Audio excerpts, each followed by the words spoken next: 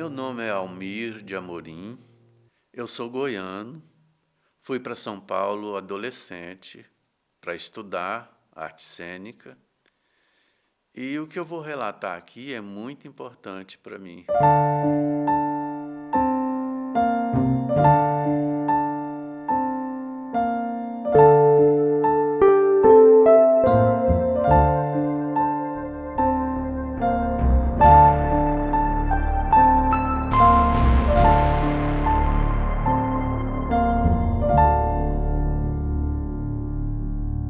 Eu conheci o Almir em São Paulo, quando eu estava no início da minha carreira.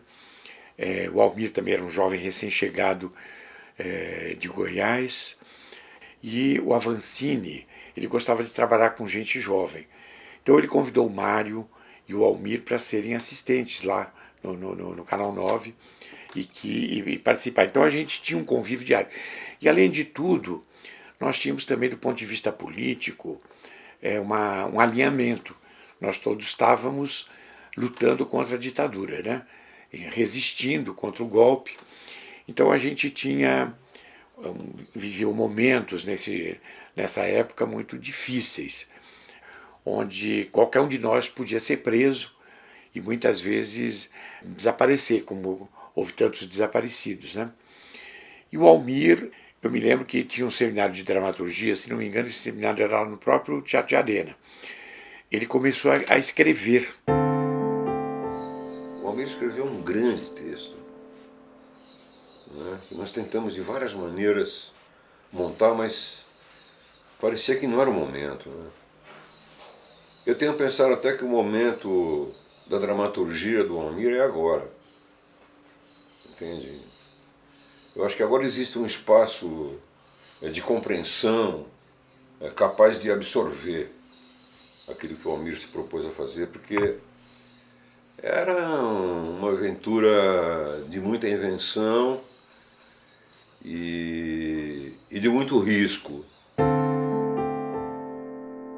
O Almir fez parte desse grupo de autores que, de uma certa maneira, mesmo apesar da ditadura, revolucionaram a dramaturgia brasileira e trouxeram para o palco experiências vividas, vivenciadas pessoalmente até, dentro do processo da ditadura. Se o Almir tivesse tido uma oportunidade, porque ele teve um break nesse processo criativo, ele estaria assim, vamos dizer, acho que essa criatividade dele estaria muito mais aflorada em virtude desse percalço tão triste, porque realmente ele merecia ter tido mais oportunidades para poder desenvolver o trabalho dele de uma forma menos trágica e menos violenta do que foi.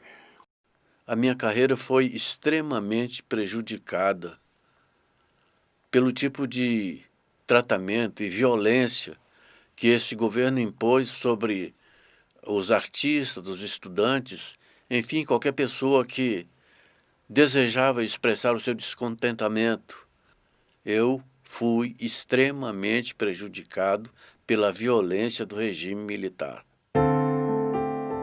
Nossa geração foi uma geração extremamente inovadora, e não só no campo da televisão, mas no teatro, e sempre com obras, apesar da censura, extremamente contundentes no sentido de denunciar o poder autoritário, entendeu? E claro que isso resultava em prisão, e a prisão nessa época, a prisão, vamos dizer, civil, ela se confundia com a prisão política. E então era uma coisa muito grave, porque você podia ser confundido, ou eles podiam, vamos dizer, te imputar de repente um crime, se de repente chegavam na tua casa e você tinha livros, ou se percebia que você tinha uma militância de esquerda, você era torturado para ver que tipo de relação que você tinha com o Partido Comunista. E, em suma, você corria sério perigo. E aí a gente soube que o Almir tinha sido preso.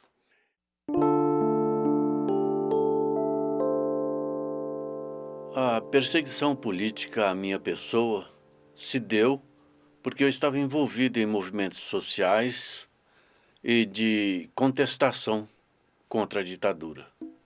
Eu fazia parte de grupos de artistas, intelectuais, estudantes que contestavam nas ruas.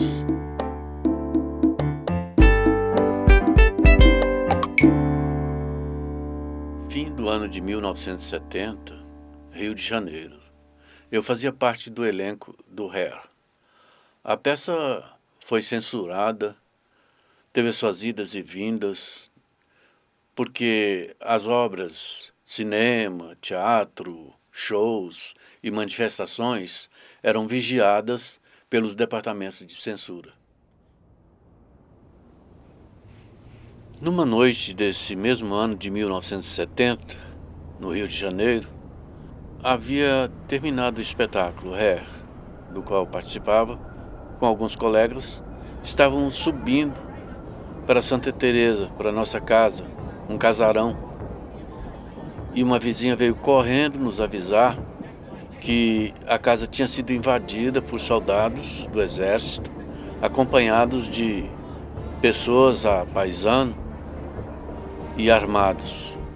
Quando chegamos em casa, havia roupas rasgadas, tudo quebrado, as paredes pichadas com dizeres agressivos e vingativos, e havia desaparecido uma foto, a primeira foto da minha vida.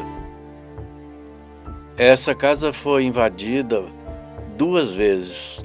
A segunda vez, ela foi invadida por pessoas, homens de terno preto, armados, e que entraram na nossa casa e fizeram uma devassa.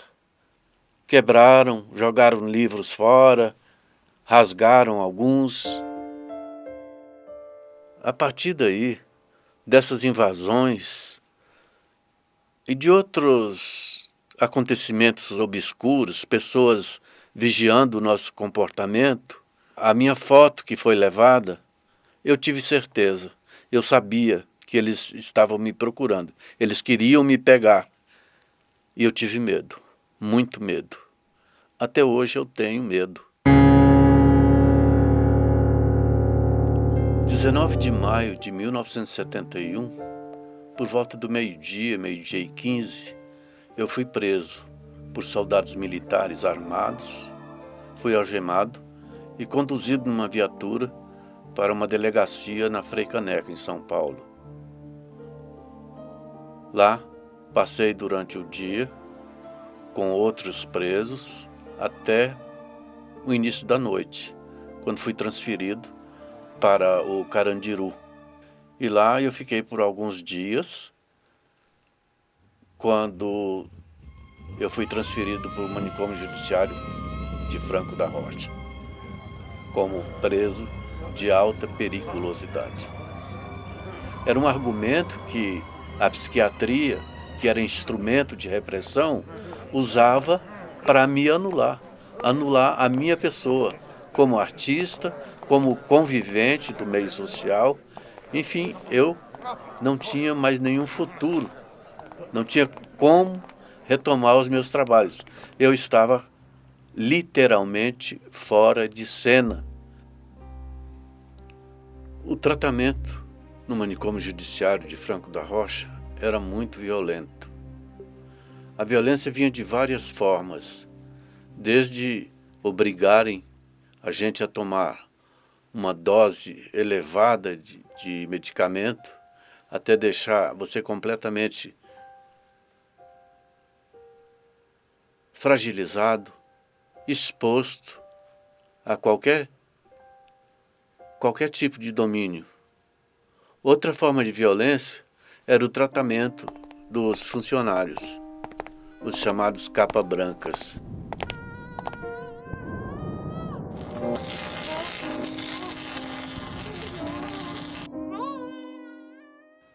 Se você se recusava a tomar o remédio, eles derrubavam a gente, dominavam como se fosse um animal e aplicavam uma dose maior ainda, até você ficar exposto ali no pátio, babando, sem roupa, sem cuidado nenhum, sem comer, sem entrar na fila para comer.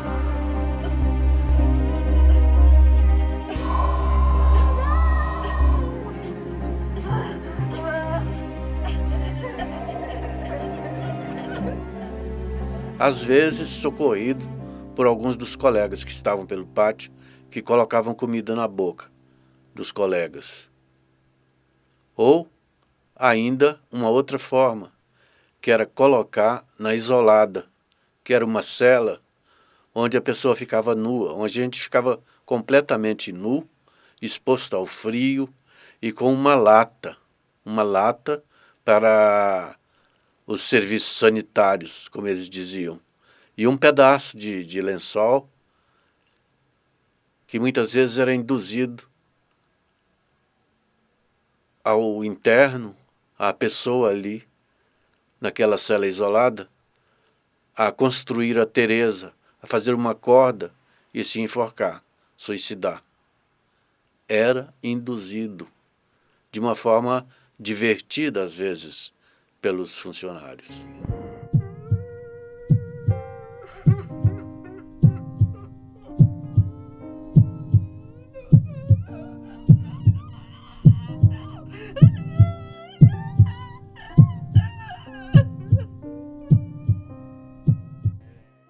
A gente, nessas condições de fragilidade em que eles muitas vezes colocavam,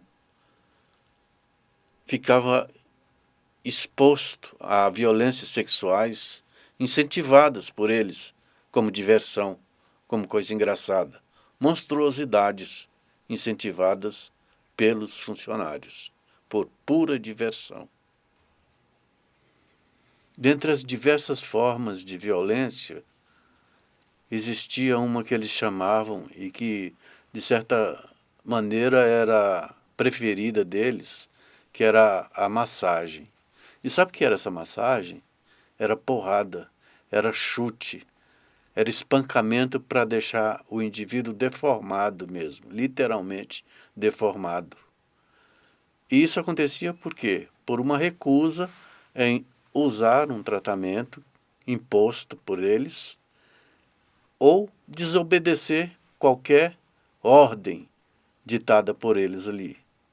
Eu mesmo, numa certa feita, tentando argumentar que aqueles remédios que eles estavam me dando eram demais, eram excessivos e estavam me deixando grogue, babando lá no chão, eu pedi para eles reduzir, que eu não queria tomar mais aquele tanto de remédio.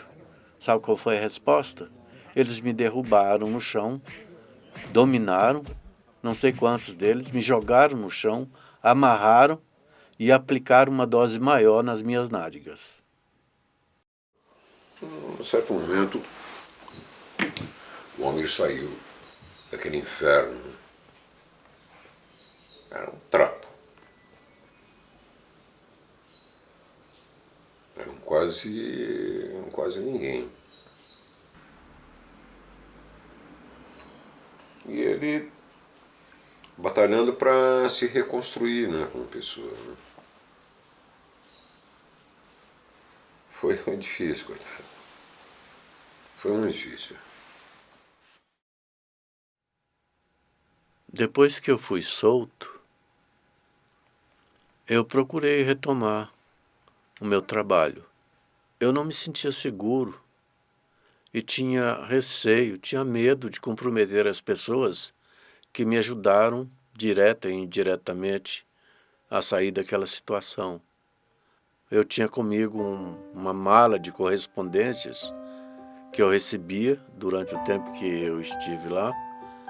Eu andei com esses documentos um tempo comigo e daí, por medo de comprometer essas pessoas, eu não as procurava e resolvi destruir isso aí, com muita dor no coração.